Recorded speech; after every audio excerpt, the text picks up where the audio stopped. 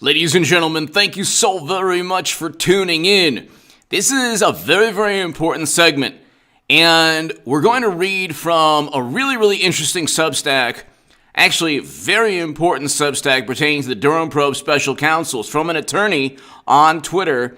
And I don't have Twitter, I don't have Facebook. Every once in a while, though, you find some pretty good profiles. This is from an attorney that uses all the court documents, so we'll look at the court documents. Here's one of the court documents. Here's another one. You can look at the court documents and come to the obvious conclusion that Trump was set up and framed. Hit subscribe to this channel right now. To my super chat, Herschel, Yvette, thank you so very much. Starting off the super chat, so greatly appreciated. Herschel and Yvette, thank you so much. To my super chat, your support is greatly, greatly, greatly appreciated. I have a very important segment on a 50 basis point hike while we're heading into a recession, which is, the adults are in charge, so you know what? The economy is in the tank. We're heading towards a devastating stock market crash. I have that segment on the stock market crash channel that will be below in the pinned comment. Ladies and gentlemen, this is really, really important. And also, read my Federalist article, not only on the Durham probe special counsel, just type in H.A. Goodman Federalist. You could see my writing in 2019, but also on the upcoming stock market crash. I predicted all of the financial and economic issues that we're facing today. I predicted all of that last October. This is very, very interesting, ladies and gentlemen. Share this everywhere. It's very, very important. The Clinton campaign is about to lose its privilege fight. So basically, what's taking place is the following. And Yvette and Herschel, thank you so very much for starting off the super chat. What's taking place is the following. The Clinton campaign, Fusion's GPS, Glenn Simpson, others have stated, well, there's attorney-client privilege. We do not have to give you all the information that you request, about 1,455 pages. The Durham probe special counsels requested 1,455 pages. This is a special counsel. Remember the Mueller time?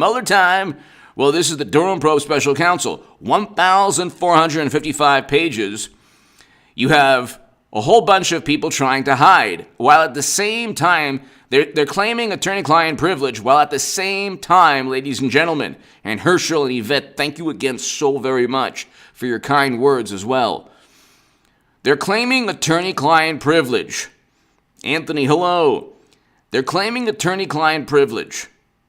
Well, at the same time, the indicted attorney, Michael Sussman, is claiming that he didn't provide attorney-client privilege. Okay? They're claiming attorney-client privilege, while at the same time, the indicted attorney is claiming is denying that he provided any services. The problem, however, is that the Clinton campaign lost an FEC judgment.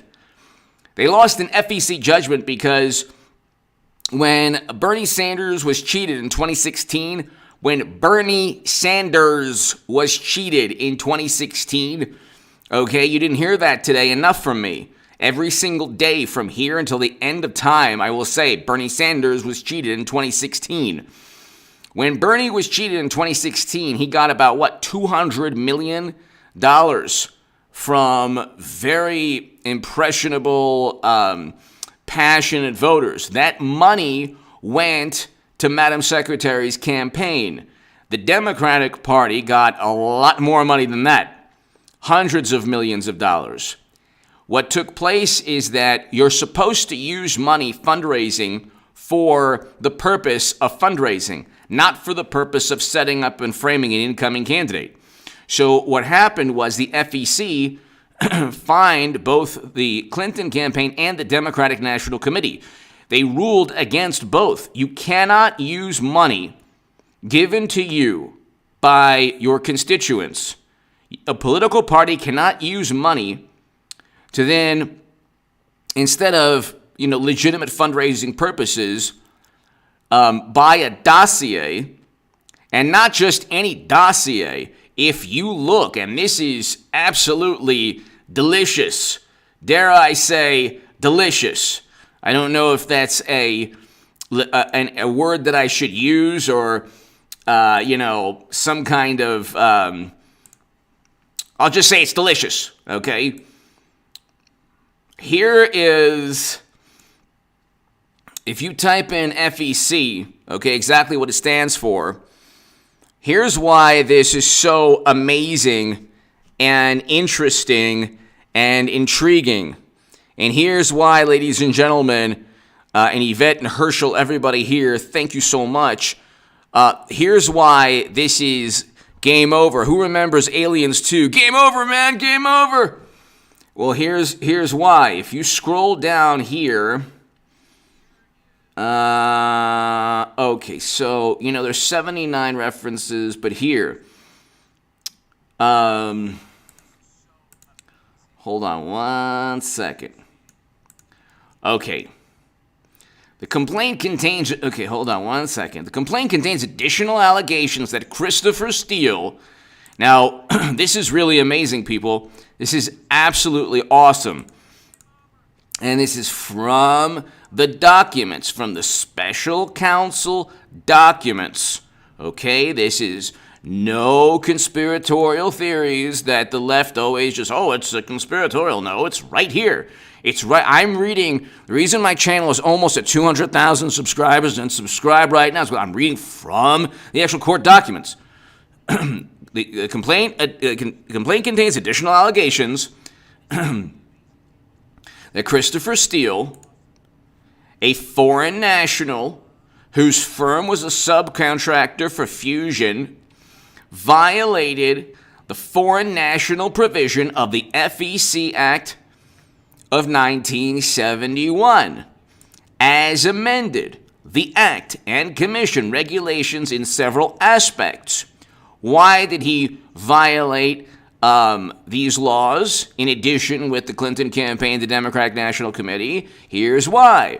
By soliciting contributions from foreign nationals when he sought information from other foreign nationals in conducting his research. Remember when we talked about foreign interference? Well, that was the Democratic Party. It wasn't Trump.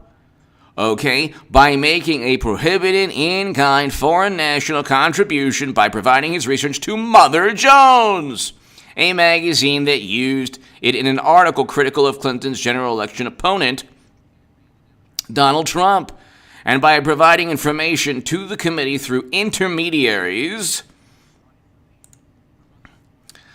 and thereby indirectly participating in the committee's decision-making process concerning expenditures.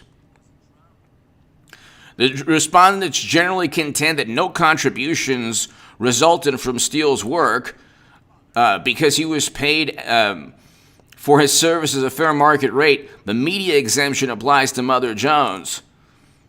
And Steele did not participate in the decision-making process of the committee by indirectly providing them with information.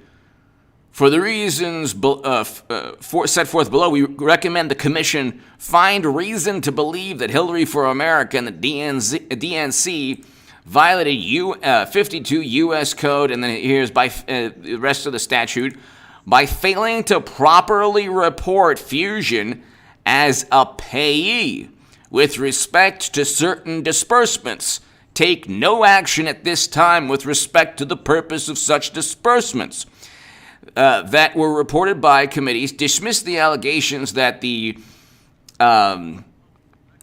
law firm one violated 52 U.S. Code by allegedly aiding and abetting the filing of inaccurate disclosure reports. And then, allegations. So all of these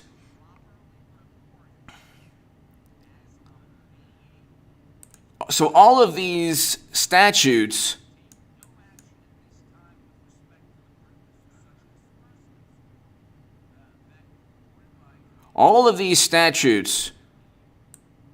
could be used against a whole bunch of people.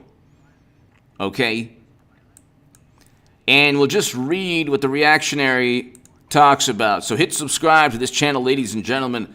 It was 9 minutes in if you've lasted this long. Thank you so very much. Holly, David, USMC, hello. Eric, everybody here, thank you so very, very much. Church of Infinite Knowledge, hello. So here is the The Clinton campaign is about to lose its privilege fight. An FEC report on Clinton's DNC violations of laws. If you look, ladies and gentlemen, Special Counsel John Durham will win the battle to obtain Fusion GPS documents. As part of the prosecution for former Clinton campaign DNC lawyer Michael Sussman, Special Counsel Durham is seeking the following emails communications.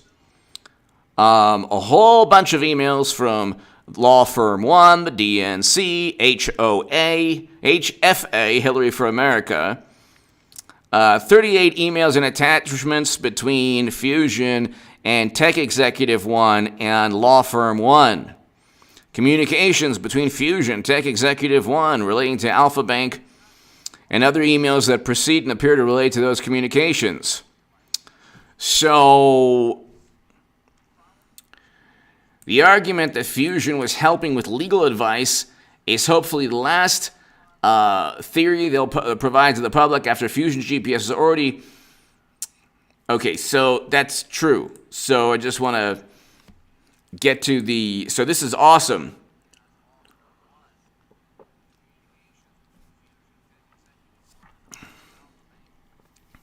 Today, Special Counsel Durham addressed those arguments by providing to the court the FEC findings that the agency found probable cause to believe the DNC and Hillary for America violated the law by hiding the real purpose of payments meant for Fusion GPS's legal and compliance consulting. But there wasn't any compliance or legal consulting. It was finding not only dirt, it was deceiving the United States government. And this is why simply lying to James Baker is an important issue. You can't simply say that, well, all Michael Sussman did was lie to James Baker. Big deal. What's the problem? What's the big deal? So the defense is, well, what's the big deal? All he did was lie to an attorney at the Federal Bureau of Investigation. So what? The problem, however, is that he lied because of 1,000 moving parts that were all paid and worked in unison to achieve one purpose. Yvette and Herschel, thank you again. The purpose was the following. The purpose was to give information to loyalists or to impressionable people or to people willing to investigate Trump, giving a pretext to government officials to go ahead and investigate Trump with lies and deceitful statements and research that was based on false allegations. They knew it was false. They knew it was false. It was deliberate. This wasn't an accident. There was nothing accidental about any of this. Here's the thing. There's nothing accidental about any of this. Absolutely nothing accidental. Everything was deliberate. Everything was intentional. Lying dog face pony soldier, Edward Nelson, hello. Thank you. Thank you, gentlemen. Thank you so much. Lying dog face pony soldier, thank you. Edward Nelson, thank you so much. Greatly appreciated. Edward, thank you. Thank you, everybody. Thank you so much to my super chat. Thank you.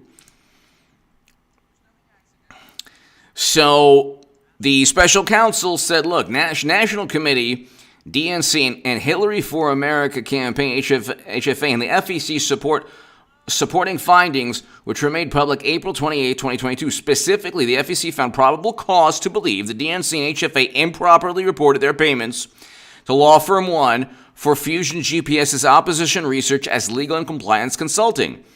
You are not getting legal services when you are asking an attorney to commit crimes, okay? If you ask an attorney to commit a crime that is not protected under attorney-client privilege, when you ask a lawyer or an attorney to commit a crime, it is not protected under attorney-client privilege. You cannot simply, and also, you can't ask them to commit something you can't ask them to do something unethical or possibly criminal. That's also very likely not protected under attorney-client privilege. Attorney-client privilege is just that. If they're giving you legal advice and you have your communication with your attorney is private and protected if it's part of a trial or if you're paying them for specific consulting or advice on a specific legal matter. Okay? Justin Gannon, thank you. Thank you, Justin. Greatly appreciated. So Technofog here is awesome. He's an attorney, and he just explains it perfectly. And so you can't do that. In support, he provided the first and second link general counsel reports, which recommend the Federal Election Committee find DNC and Hillary for America violated Laws 52 U.S. Code 30104 by misrepresenting the payee of funds paid to Fusion GPS through law firm 1. Okay, while much of the information is now public, reports have been known for years. Glenn Simpson testimony to Congress, they provide additional context and newly uncovered details on how the FEC dismantled the bogus Hillary for America DNC billing. Okay, you cannot testify before Congress and say, look, so what? So what if we were paid to obtain this research? Mad Cow Mark, hello! Mad Cow Mark, to my viewers in Australia, thank you. Nice to catch a live show. Thank you, Mad Cow Mark, thank you. Thank you so much. This is very interesting. It's so fascinating to find out how corrupt the Democratic Party is. Unbelievable. It's just unbelievable. The Republicans aren't saints either. They set up and frame Trump also. The never Trump Republicans. The establishment is just unbelievable. It's like the level of corruption is never ending. Mad Cow Mark, thank you so very much. I hope all is well. Thank you as always, Mad Cow Mark. I appreciate your support and watching for so long. Thank you, Mad Cow Mark. And to my super chat, thank you so much. To my viewers in Australia, thank you. Mad Cow Mark, I hope all is well. Thank you so much. And so, why was it bogus? It was bogus. Fusion GPS invoices reflected the work, not legal advice or related to legal concerns. Fusion also provided invoices sent to law firm 1 for the services rendered on behalf of DNC and HFA. These invoices list a monthly retainer fee, additional fees labeled as research of for another country and another country's language researcher. Fusion provided copies of checks and wire. See, just because, if you're going ahead and you're giving an invoice, you're like, well, it's an invoice. That's how business is done. And it's paid with funds from a campaign. What's the problem? It's all legal. The problem is you cannot utilize these funds to pay Fusion GPS. And you can't lie about it to the government. And furthermore, if Sussman, let's say Michael Sussman in this case, is caught in a lie. Okay, he lied to... If he lied to James Baker, the Federal Bureau, the legal counsel, the Federal Bureau of Investigation, the initial defense was, well, what's the problem? So what if he lied? Well, the reason he lied in the first place is because his law firm was also paying Fusion GPS and other people to compile a Steele dossier. Those other people were foreign nationals and other shady characters that Democrats complain about and scream at the top of their lungs about, but they're the ones who were involved in. So they keep saying interference from other countries. They're the ones who interfered. And they're the ones with a money trail. It's not like Trump or Desantis or anybody would, or any Trump Republican would need to pay. Nobody needs to pay to link Hunter to numerous corrupt activities in other countries. Nobody has to do that. It's actually within his emails. Nobody has to do that. Renzler! John McCain was part of all that. Yes, he was. Yes, he was. He was part of that late 2016. That's right.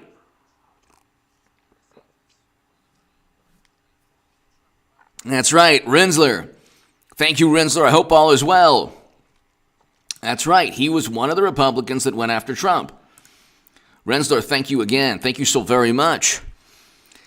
He was one of the Republicans that went after Trump. McCain. Okay. Yvette, Line Dog Face Pony Soldier, Edward, Justin, Matt Cal, Mark, Renzler, thank you so much. Thank you again, Yvette, as always. Thank you so much, Renzler. That's right.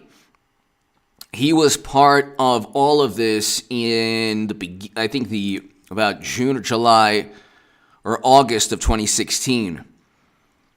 And that's the problem also. You can't have a Republican Party investigate a Republican president and then blame Trump. Like, here's the thing. I mean, Renzler, now I'm going to go on a different rant really quickly. Look, I want a hill. This is. I know that people are going to say I'm nuts, and Renzler, everybody here, people are going to say I'm nuts. We're living in we're still in the 2016 matrix. We haven't left it. And Renzler, thank you again. If there's a Hillary Clinton Donald Trump rematch, nobody will be happier on the planet than me. Okay? We need a Hillary Clinton Donald Trump rematch, and here's why. Here's why. They spent 5 years, even 6 years, from 2016 to today, and they started in 2015. But they spent 6 years telling the world, and they're still telling the world, that another country, the Kremlin, wants Trump, installed Trump, is benefiting from Trump, all of this nonsense, and we have the worst geopolitical nightmare under their watch. Now, what better rematch, just in terms of entertainment, than Hillary Clinton, Donald Trump? We get it out of our system, and you know what? Winner take all. Maybe second Oval Office, tenure, or Hillary Clinton, Ron DeSantis. Or Ron DeSantis versus anybody. Because mashed potato brains is not going to run. High Tone Drifters, hello. Good morning.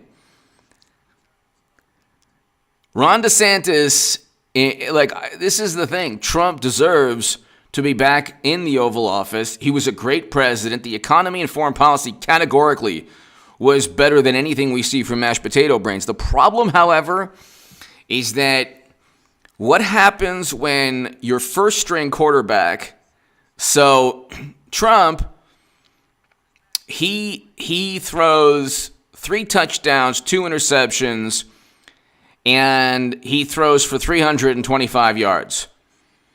And he won the first game, but lost the second game. Okay. Now, if your second string is lighting it up in practice, and your second string has gone in and thrown for a touchdown, no interceptions, do you want to put that second string in, see how he does? I'm just saying, it'll be very interesting. I know that I want Donald Trump to run again, but at the same time, if he doesn't run, I believe he's going to run again. But I think that if he doesn't run, Ron DeSantis could easily win. How many people like Ron DeSantis here? He could easily win, in my view. And he doesn't have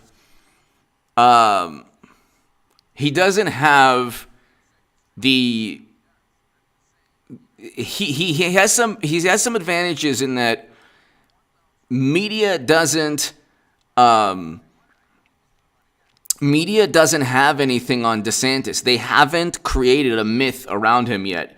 Every time they try to go after him, it doesn't work out. Now with Trump, the media doesn't. They can just blatantly lie, but Trump won't. General D, hello. I don't know. I just would love to see Ron DeSantis. I would absolutely, because you know what's going to happen. They're eventually going to say that he's worse than Trump. You watch. They'll say DeSantis is worse than Trump. They'll say DeSantis is worse than Trump. He's a bigger authoritarian than Trump. Oh, my God. I agree with you, Sherry. I agree with you. Herschel, thank you so very much. Anyway, so It's just, they spend all of this, like, you have about 20 to 30 people that conspired, maybe not in unison, and oftentimes in unison though, but you have about 20 to 30 people, companies, journalists that really did a number, maybe 20 to 40, that really did a number on Trump. And he was able to survive everything. Now, how do I say this? At a certain point, what Trump was so great at began to unravel. He was very good at using media momentum against the media. He was very good at utilizing, like when he was running in 2016, he was very good at actually, he would go and speak to Joe Scarborough and Mika and Brzezinski, and he was even on CNN. He was on MSNBC. They couldn't touch him. They couldn't phase him. And that's what Desantis is like. Desantis is like, he knows that they lie by omission. The only power media has is lying by omission and fabricating or manufacturing or trying to utilize emotion. Because what they'll do is they will harness emotion against a person like Trump or DeSantis through lies by omission. They will not tell the whole story. If they tell the whole story, it's game over. They will not tell the whole story. They will say that a bill in Florida is, don't say, and it's not. It has nothing to do with that. It doesn't even say that. And there could be corporations that try to go up against DeSantis. It just doesn't work. One thing DeSantis has, he has what Trump had in 2015. He has what Trump has in 2015. Trump had a certain type of magic. He had a certain type of confidence. And what happened, unfortunately, because of all of this, he was on the defensive somewhat because he had to, and still the media is like, oh, he was lying about his ties to the Kremlin. No, he wasn't. What ties did he have? What ties did he have that were more peculiar or, implicated him more than the ties that both Clintons had? Where Bill Clinton actually met with you-know-who outside of Moscow in his home. So, it's like, it's unbelievable. Uranium One, they get caught with, the interesting thing about, like, they get caught with their hand in the cookie jar, and they still won't admit they got caught. This is why they're so desperate. They're so desperate to control the flow of information. They're so desperate. And it's not about the information. It's about the emotions and the feelings and derived from the information. So what they're worried about on Twitter with Elon Musk allowing anyone from Donald Trump to anyone who was banned and suspended, they want to control who America distrusts and who America trusts. As it is, they have complete control of social media algorithms, and still half the country, probably more, doesn't trust them. Now imagine if you had discourse, debate, dialogue, and people were actually not banned or suspended. It doesn't tarnish a person's legacy, or it doesn't really prevent people from hearing what they have to say. But it's one platform that you could say, even though I think it's a dystopian nightmare. Like, for example, every once in a while you have a pretty good, a wonderful profile, Technofog, for example. But if you silence those people, if you silence dissent, then what takes place is that Twitter becomes an echo chamber. High Tones Drifter, thank you. High Tones Drifter, thank you, everybody. I hope all is well. High Tones Drifter, thank you. Greatly, greatly, greatly appreciated. Thank you. Thank you, sir. Spectrum Wits, hello. Mikey, hello. Thank you, Mikey, yes. High Tones Drifter, thank you. What Musk is doing, High Tones Drifter, everybody here, thank you so much. What Musk is doing is the following. He is removing the Democratic Party's ability to utilize Twitter as an echo chamber. That's why there's this Ministry of Truth, this homeland, this completely literally Orwellian, like literally from 1984. Think about that. Think about that for a second. What political side wants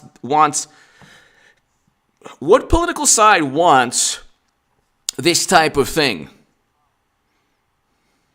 What political side wants information to be censored and suppressed and go through them? What they say is, well, here's a consensus. But the consensus on any topic is so easily refuted. Then they use words like debunked. This is debunked. Like the Loch Ness Monster can be debunked. Any other topic where you have educated experts giving a dissenting opinion, if you have an academic or an expert or a doctor or a foreign policy analyst or anyone who can, or me, or anybody, any citizen with a brain and with critical thinking skills, if they're able to voice their thoughts in an eloquent manner using reason and logic in a rational discussion, it is not difficult to refute, to give a rebuttal, to give a different cost-benefit analysis, to use a different to issue a different viewpoint based on fact and reason. It's not difficult to do so.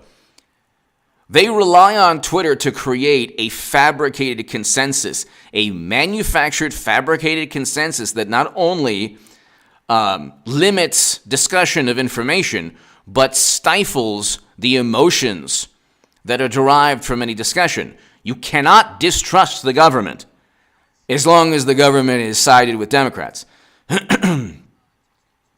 That's the thing.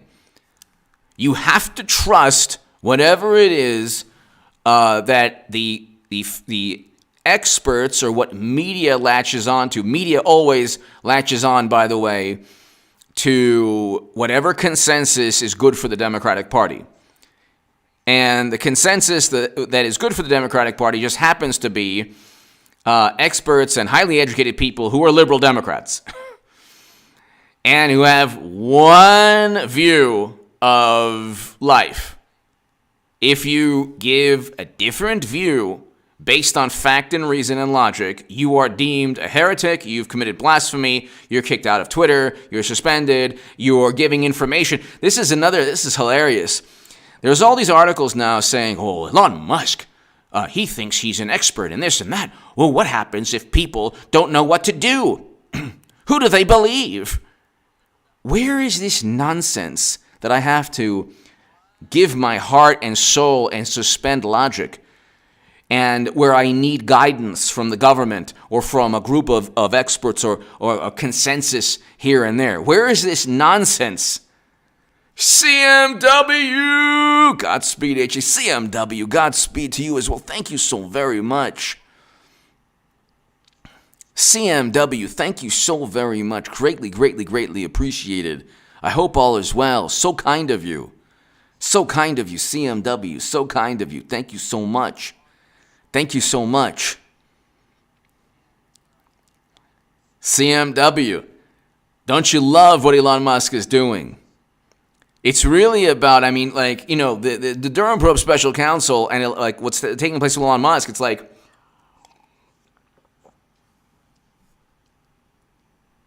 it's the correlation, a direct correlation. There really is a direct correlation. Musk is a visionary. He thinks outside of the mainstream. And here's the thing. It's like, when I was on the left, I liked Bernie Sanders, who was at that moment a tiny obstacle, actually a big obstacle to the Democratic Party. So they cheated him, and they made him Sharon. Welcome, most Sharon Eddy. Thank you so very much, Sharon. Greatly appreciate it. Thank you for becoming a member. Thank you for becoming a member of the channel. Thank you, Sharon. Greatly, greatly, greatly, greatly appreciated. I greatly appreciate that. Thank you, Sharon. CMW, thank you so much. Thank you, CMW. What Musk is doing is the following. Ladies and gentlemen, CMW and Sharon, everybody here. They know that Twitter is going to be used against him. Okay? It's already like this groundswell, this undercurrent of disdain and contempt for Musk already existed. The fact that he purchased Twitter he just burst a bubble. It was already there. They didn't like him to begin with. Now they're afraid that existing laws won't protect people. See, we have speech laws. We have laws governing speech. They predate Twitter, believe it or not. And they don't want the laws that exist to help to protect people. They want to say that if you don't listen to the government, if you don't listen to a fabricated group of a manufactured consensus of experts, that there's going to be as a harmful consequence. They cannot prove the harmful consequence in a court of law. All they can say is that a 1970s rocker is going to protect you from Joe Rogan. Excuse me, I would rather listen to Joe Rogan than any 1970s rocker or whatever, some kind of fabricated Renzler. They sure like his cars. They definitely Renzler. Renzler, that's another thing. They definitely do. He knows. Look, he went after NBC today, Renzler. He went after NBC. And Mikey, thank you so much for tuning in. Thank you, Mikey. Renzler, thank you so much for the super chat, and you're 100% right. And he knows, the mindset. He knows the mindset of the people who buy his cars. He understands that the people who buy Teslas, in 2 seconds, could then say, you know what, I'm buying a Ford or a Toyota. I'm not going to buy Tesla anymore because there's a Musk dossier that was published, oh my God, you know what? The New York Times says that he's a really mean person. So, you know what? I'm no longer going to buy a Tesla or SpaceX. You have Bezos, going into space also. There's all these things. There are all these things. There are all these competitors and adversaries that are encroaching upon industries that Musk is at the forefront of. He knows that Twitter creates the news, Twitter harnesses emotion, and that's the issue. It harnesses emotion. The way you would take a spray paint can and start spray painting on a wall or wash your car with a garden hose, it spray paints, it funnels emotion the way water would come out of a garden hose. It sprays emotion. That's why you can be retweeted 1 million times on Twitter for the most absurd things. That's how Bernie Sanders and AOC and Elizabeth Warren, that's part of their racket. They can then say, oh, you know what? Billionaires, they don't pay enough taxes. Retweet, retweet, retweet. Meanwhile, as the people are retweeting, they're not understanding that the greatest wealth inequality is exhibited within Democratic-run areas. This is not rocket science. It's a pretty good racket they have. They did a great racket on Twitter. That's why when Tim Pool had that great, really wonderful debate with one of the Twitter executives on Joe Rogan, the Twitter executive was saying, well, no, we go after each side. We go after each side equally. And then Tim Pool said, yeah, but that only one side is silenced and only one side is amplified. The Democratic Party, their egregious statements are amplified, and any statement deemed problematic by a conservative leads to suspension or banning. And also the activities outside of Twitter, which have nothing to do with Twitter, are also part of why Twitter or other platforms would ban or suspend somebody. So Renzler, you're 100% right. They buy us cars, but they also adhere to these like sacred cows.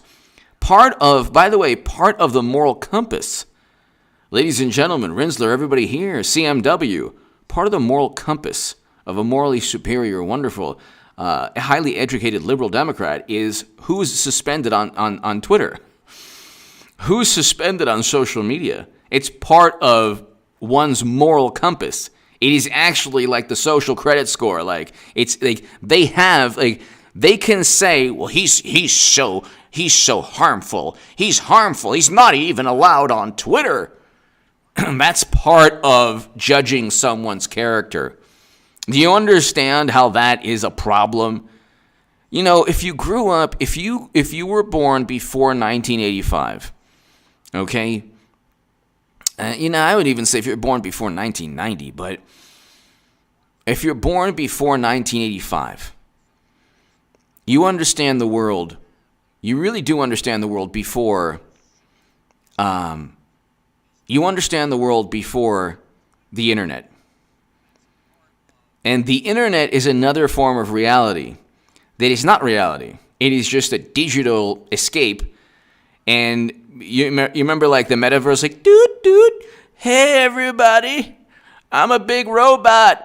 I'm a Trump robot. They say nobody remembers that. But who remembers the who remembers the metaverse? Am I going to have to do the metaverse really quickly? Oh, my God, what am I going to do here? What am I doing here? I'm going to do the metaverse. You're doing metaverse again. Okay, hold on one second. Okay, here. Okay, look. Do you want to be Look. Is this oh my God.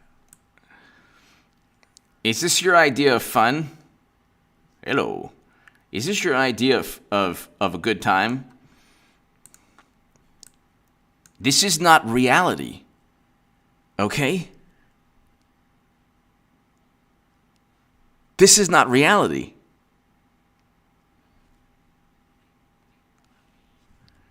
This is Twitter. This is Instagram. This is Facebook.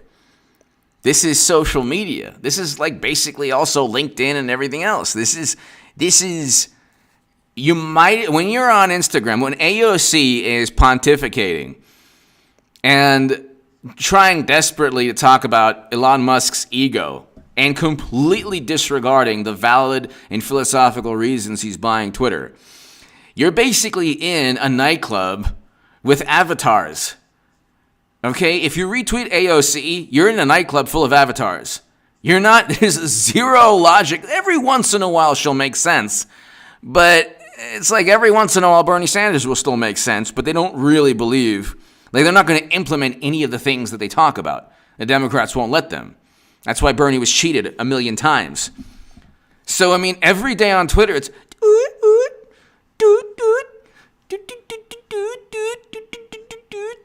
and it's always like, you know what? The rich don't pay enough taxes. And Elizabeth Warren, who failed her DNA test, yeah, you know, there's systemic injustices for people around this country. And you don't realize that, well, she failed her DNA test and she's an avatar. She's become an avatar on Twitter. It's not even a world. It's not even real life. Okay? It's not even real life. This is a fantasy. And it's like this cyber digital nightmare where anyone who exhibits a different viewpoint is no longer an avatar. So you're no longer, it's like what they want to do is they don't want to allow anyone in their little metaverse universe, their little digital cyber fantasy world, and then what they do is they harness real life emotion into this fantasy world and then go after people in real life through the emotion they harnessed in this fantasy world. Okay? And, you know, these are all Democrats. They're all Democrats dancing and having a good time. Now Elon Musk is actually coming in And he's like, excuse me, can I join and dance? Would you like to dance? Would you like to dance? And they're like, oh my God, he's allowing anyone to dance here. No. And so there you go. There you go. They don't want that. They do not want that. They want to be able to control emotion. They want to be able to control emotion. And you can't control emotion if you allow conservatives to gain political momentum from valid arguments that they make. When Trump says something they find horrifying, what they're really telling you is we don't have a rebuttal. We don't have a logical and rational rebuttal, or we don't have a response that elicits the same emotion. So when Trump says, yeah, right, and we know what he's pertaining to, when he says, yeah, right, the Democrats say, how dare you say how right? How dare you say how right? Oh, yeah? Oh, no, democracy. You're making people do bad things, Trump. And the reality is that they've complained. They've stated for 5 years that they think Trump was installed by the Kremlin. So there's where the duplicity comes in. They don't mind the distrust, the contempt, the disdain, the paranoia that is elicited from the myth they fabricated and purchased that Trump was installed by the Kremlin. They enjoy, they benefit from the distrust. They like it when people are not trusting of Trump. They like it. It's great for them. The same thing could be done to Elon Musk.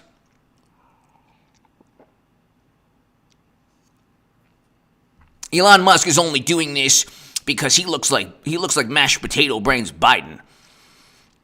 That's why. He's the same human being. He looks basically like mashed potato brains Biden and pretty much every Democrat. That's why. It's this obsession with freedom to speak. That's why they really care about it. It's like, no, we should be able as adults, as citizens, with a brain to pick and choose what ideas resonate with us. That's what makes a democracy. Not only the good ideas, the wonderful ideas from the morally superior and the adults in the room, who are now presiding over record highs in inflation. That is not a good thing. Our economy is going into the toilet, ladies and gentlemen. It's already there. All mashed potato brains needs to do is just flush it down and get the job done already, which is what he's trying to do anyway. It's an absolute catastrophe. An absolute catastrophe. We're raising interest rates. We are raising interest rates while there's a recession looming, where we have a contracting GDP. I mean, you don't have to be like Robert Reich or Paul Krugman or all these people, all educated, wonderful, highly educated, Nobel winning economists. How is it good? You don't have to be a Nobel Prize winning economist. Like if Paul Krugman said this is a fantastic economy, all you have to do is look and say, no, it's not. I don't care if you're a Nobel Prize winning economist. You're an ideologue first and foremost. So you're a Democratic Party partisan. You cannot say that the economy's in the toilet. You must say, well, it's a lot better than Trump, and here's why. Categorically, it's not there's no way that you can say, there's absolutely no way that you could say this economy is better than Trump's economy. There is no way you could say that. It can't, there's no way you can't, we didn't contract. We never had a quarter where we contracted. This, by the way, is in mashed potato brain's second term. Okay? Don't tell me that a whole year, we are over a year removed from you know what, which Democrats said tank the economy, everything will be okay. Don't tell me a year removed from you know what, you can blame Trump or you know what. Okay? And the fact we have to say you know what is a big problem. But Twitter is changing, and hopefully other platforms will change too.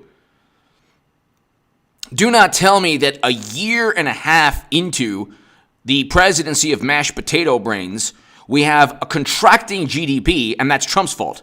I don't think so. Exactly. Food, gas, they say that, does it make sense in the chat? Does it make sense? You tell me. Do you think food is only 8% more expensive? Do you think food is only 8% more expensive? You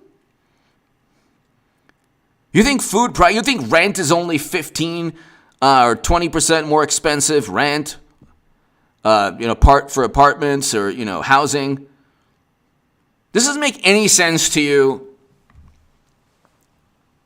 It's a lot more than 10% more expensive in the grocery store. Okay? A lot more. A lot more. They say inflation is 8.5% or 9%. Where are they getting these numbers? It's much closer to 16%. Exactly, David. It's much closer to 16% inflation. That's why we had contracting GDP. When you have oil prices over $100 a barrel, flirting with $130 at times, you're going to have a recession. It's not rocket science. You don't have to be. Here's the thing. What's taking place in our society is that the experts who happen to be liberal Democrats formed a consensus that demeans and suppresses any dissenting viewpoint. Therefore, if you exhibit very smart people who exhibit a dissenting viewpoint, they're banned or suspended on Twitter because their viewpoint is deemed harmful. Yet the people who deem their viewpoint harmful can't prove that their viewpoint is harmful. You can't prove that Joe Rogan or Russell Brand or anyone that has a different viewpoint or any of the professionals or experts that were banned on Twitter or suspended, you can't prove that any of their viewpoints or anyone they spoke to, the viewpoints of anyone they spoke to, you can't prove their viewpoints are harmful. That is an apoplectic reaction to being unable to refute their arguments. Then they say, oh, well, these people move the goalposts. No. The establishment or the prevailing mentality constantly moves the goalpost. That's why they started with, oh, we're just going to stop economic activity for a certain time. And they ended with, oh, well, you know what? We're still going to have all of these guidelines to, hamper economic activity forever, indefinitely. That's why the economy is in the tank right now. And in terms of foreign policy, have you ever wondered why mashed potato brains doesn't find some kind of negotiated deal? Hey, they don't want that. It's really unbelievable to me. If God forbid it was any other region of the world, in the Middle East, any other region, you would have the United States front and center. Why doesn't mashed potato brains meet with both leaders? Mashed potato brains doesn't meet with both leaders because he doesn't want to. Because he wants to say, oh, come on, man. Hey, cornflakes, man. Hey, my cornflakes are just as expensive as they were in Trump's administration, man. Come on now. You please clap. Please applause. Please applaud and clap. Hey, now, I'm shaking the hands with air. Okay, yes. Nobody seems to believe that I'm a sentient being anymore. Well, okay. Nobody looks at this man and says, nobody looks at mashed potato brains and says, wow, we're in good hands. I look at him and I say, please give him oatmeal, get him to bed, give him some rest, and let him sleep well. God bless him. And wake up in the morning and, give him a nice coffee or espresso or maybe a couple a whole bunch of espresso, who knows, maybe 5 cappuccinos, maybe something else, okay? Renzler! What happens when the petrodollar collapses? Well, That is an interesting discussion. Renzler, thank you so much. You know, Renzler, I think that on a topic that's directly correlated, Michigan grandma. Please tell me that Sussman's going to jail. Michigan grandma. I think he'll plea, which will lead to more indictments. Could be a plea deal, Michigan grandma. Renzler, I'm going to get to what you just said right now. Michigan grandma, thank you. Renzler, thank you. Michigan grandma, it's going to end well. It will end very well for Trump, that's for sure, whatever happens. Whatever happens, though, it's either going to be a plea deal or prison. So it'll be a plea deal or prison. So that's what will take place. Renzler, I think, Michigan grandma, thank you so much as always for your kind words always. Renzler, I'm looking at Bitcoin now. Let's just look at Bitcoin really quickly. Okay? And, you know, they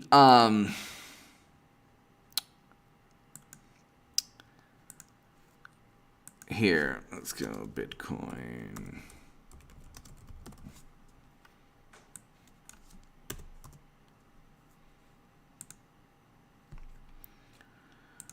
You know, in 6 months, now, when I was saying the whole thing's going to tank, I wrote my article in October. It went to 67. I said Bitcoin's going to crash, and it's down $24,468. I said about 5-6 months ago, October, November, December, January, February, March, April, about 7 months ago in October. If you remember, Renzler, everybody here, I was saying, look, Bitcoin's is gonna really crash. I think Renzler could get to 10,000. Here's why. If the Dow, you know, the one thing that the dollar has is that when people are frightened, when the market is tanking, when there's a recession, when there's a global recession, or because you're seeing Germany and Sri Lanka is going bankrupt and is on verge of bankruptcy, and Germany is in a recession, and you have skyrocketing inflation in Canada and Australia and the U.S. and all these other countries. Anyone who shut down their economy, gee, that was a bad idea. But luckily, the Twitter helped us and protected us. The alternative, they say, is either gold or Bitcoin. Now, I'm not going to touch upon gold. I think gold would probably be better than Bitcoin at this moment. But the one thing, Renzler and Michigan Grandma, thank you so much, and everybody here. The one thing the dollar has, even though people say, hey, you know what, it's going to be worth, a discarded Doritos wrapper or Cheetos wrapper or whatever. Even though the Federal Reserve has essentially pumped so much money through quantitative easing that 1 out of every $5 was essentially created. And even though we have inflation making the dollar worth less, in relation to other countries, people flock to the dollar. You can see with currency trades, like you could see that people flock to the dollar when, there's a 2008 moment or an economic collapse or a recession or a stock market crash. And Bitcoin is directly tied to sentiment within the stock market. So that's why you can see, if you put a graph of the Dow or NASDAQ, it's the same type of thing. The Dow, the NASDAQ, the S&P 500, and Bitcoin all fell pretty much in the same way. So Renzler, if you look at the Dow Jones and NASDAQ, if you look at the NASDAQ and Bitcoin, it's very similar what took place. Okay, it's the same type of decrease in value. And unfortunately, we're not done yet.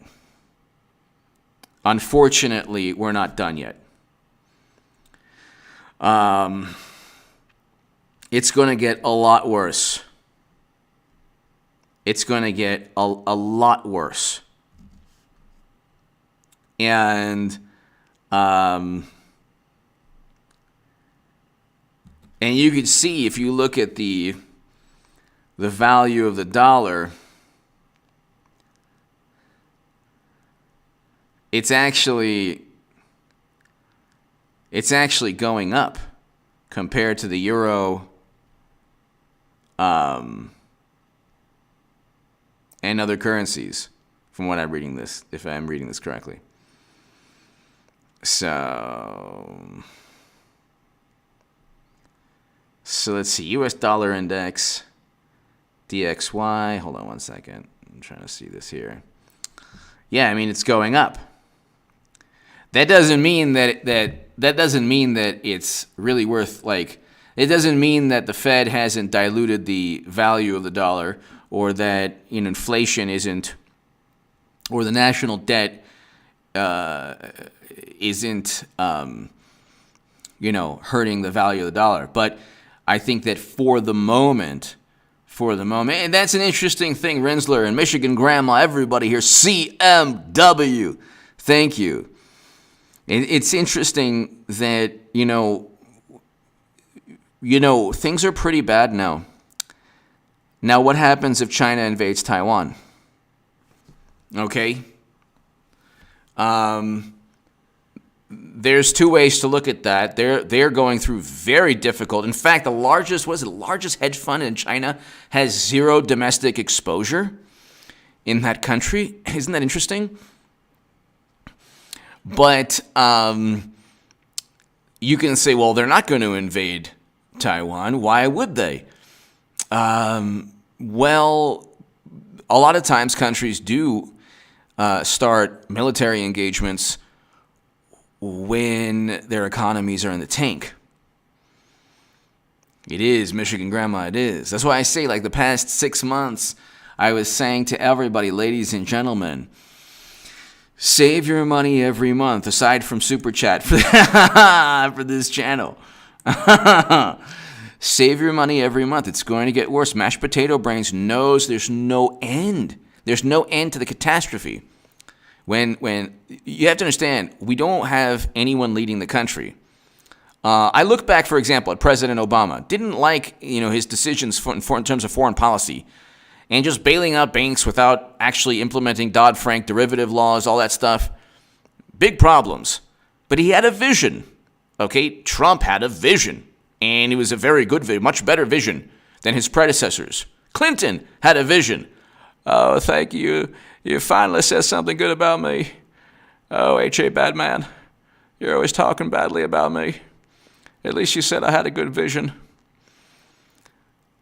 Every president has had a vision of what they want, except Mashed Potato Brains has no vision. No, doesn't know what's going on. He doesn't even know how to get out of a room. He doesn't know what's going on. And the people around him, bumbling, blinking, and stumbling and bubbling, Jake Sullivan, and everyone, they're highly educated, they're super moral, and they're starting a ministry of truth because their ideas stink. Go to any liberal channel right now. Go to any liberal channel. Go to any liberal channel, and they're just obsessed over Marjorie Taylor Greene. Not a fan of gazpacho police. But Renzler, thing of dealing with oil using yuan now instead of dollars, and so is Moscow with their currency. Renzler, they want to move away from the dollar. Everyone wants to move away from the dollar. They want autonomy from. They don't want the U.S. to have any economic leverage over them, and they want that leverage, or they don't want the U.S. to have that leverage. So they're moving away from that. That's right. And so a lot of people say, well, we're a long way from Renzler. Thank you, from the U.S. not becoming the world's currency. We're a long way from that. We're a long way from that. It's like, well, maybe not. The pound sterling was the world's currency for, a couple hundred years. So there's always an end to everything.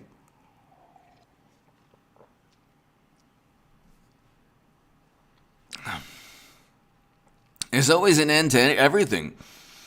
But I mean, like, we did it to ourselves. I mean, Renzler, Michigan Grandma, everyone here, CMW.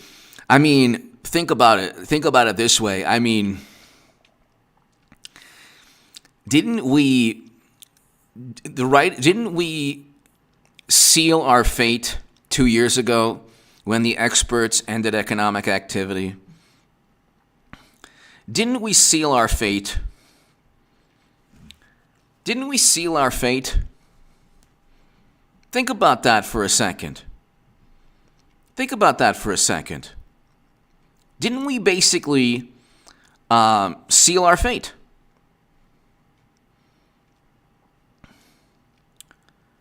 I mean, we pretty much we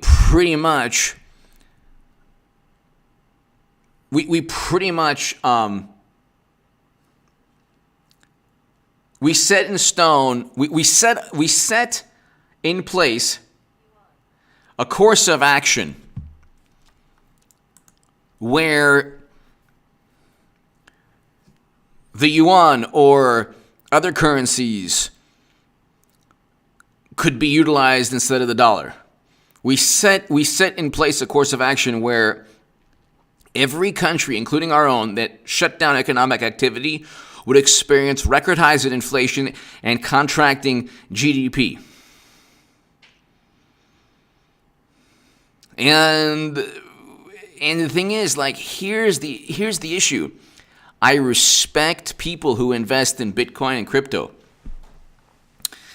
But when you have like Charlie Munger and, Warren Buffett and all of these people, especially Charlie Munger, but like billionaires who are very educated, they don't see any worth, they don't see any value in cryptocurrencies, but also you have governments.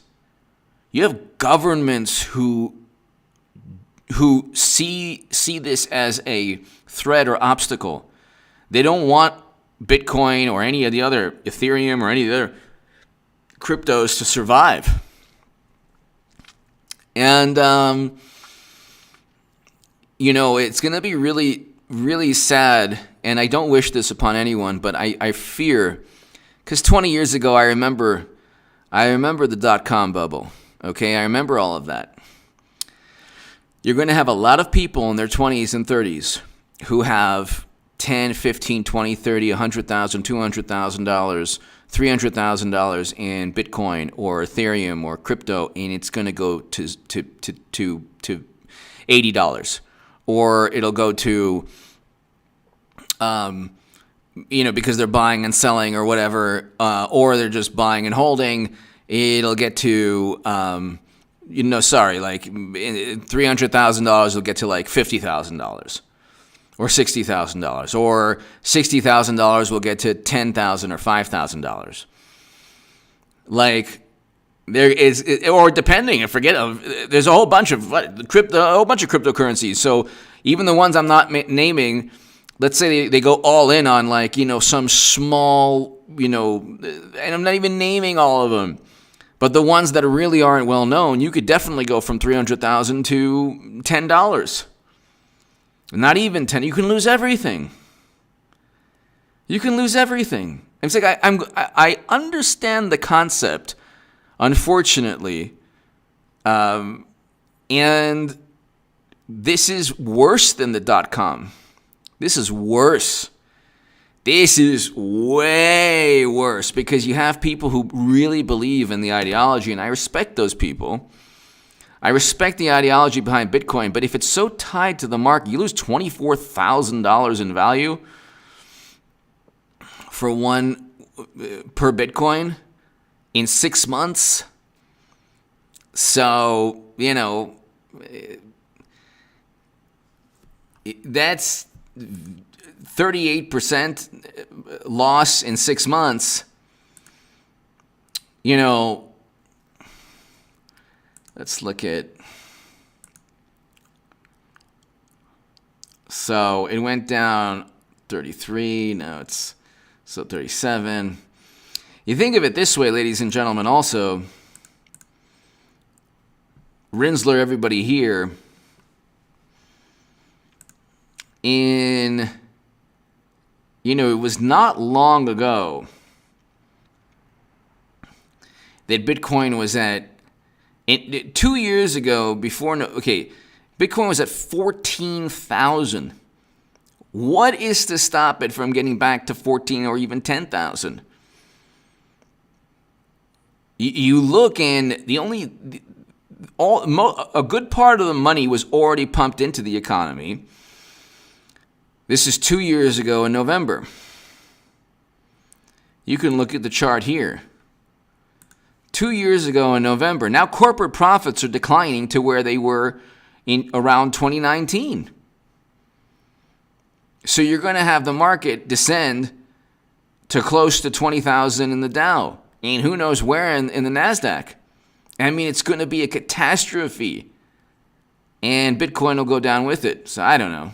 That's just my 2 cents.